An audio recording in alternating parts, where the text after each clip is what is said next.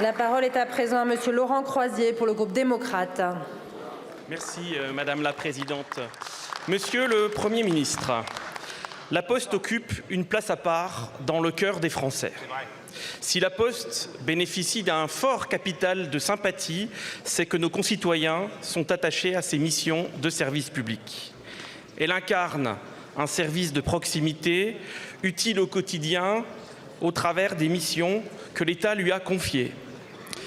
Le groupe démocrate est attaché à l'égalité d'accès aux services publics. Il est attaché à leur présence au plus près de nos concitoyens, particulièrement dans les territoires ruraux. J'y veille, comme ce lundi dans la commune de Quingey, nous y veillons chacun dans nos circonscriptions.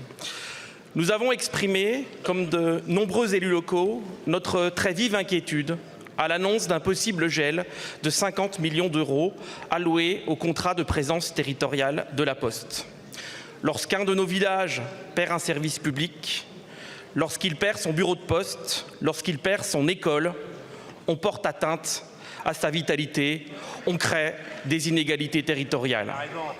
Monsieur le Premier ministre, le groupe démocrate partage avec vous l'impératif de maîtrise des dépenses publiques et de réduction du déficit. La responsabilité budgétaire ne peut toutefois s'opérer aux dépens du maintien des services publics dans les territoires ruraux. Vous avez annoncé vendredi dans le journal Le Monde que cette piste ne serait pas poursuivie et que le contrat de présence territoriale serait préservé. Pouvez-vous, devant la représentation nationale, nous confirmer cet engagement ? Ce maintien ne règle pas la question plus structurelle. La Poste fait face depuis plusieurs années à un enjeu d'évolution des usages et de concurrence accrue. La baisse continue du volume des courriers réduit de fait la rentabilité, obligeant la Poste à s'adapter et à trouver de nouvelles activités. Comment l'État compte-t-il accompagner la Poste dans cette évolution en gardant toujours à l'esprit cet objectif de présence territoriale ? Merci beaucoup, mon cher collègue. La parole est à Monsieur Antoine Armand, ministre de l'Économie, des Finances et de l'Industrie. Merci Madame la Présidente, Mesdames et Messieurs les députés, Monsieur le député Croizier, merci pour votre interpellation qui me permet d'apporter devant la représentation nationale une clarification. Ma réponse sera très directe. Le projet de budget que nous allons vous présenter ne changera pas une virgule au montant que l'État verse à la Poste pour sa mission de distribution du courrier et de service universel postal. Et c'est un choix qui nous semble tout à fait légitime.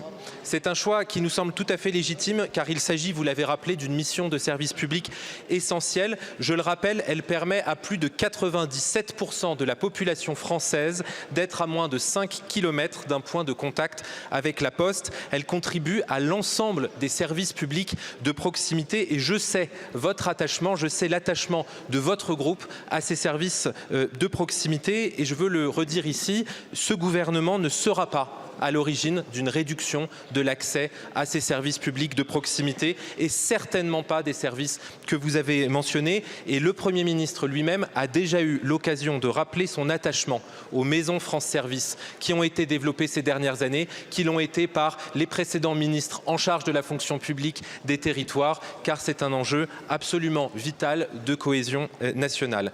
Je sais enfin votre attachement, monsieur le député, aux services publics et l'attachement des Français aux 17 000 points de présence postale. J'y suis également, comme élu d'un territoire rural et montagnard, absolument et viscéralement attaché. Et donc, pour ces raisons, vous pourrez compter sur l'engagement du gouvernement et sur mon engagement personnel. Je vous remercie. Merci beaucoup, monsieur le ministre. La parole est à monsieur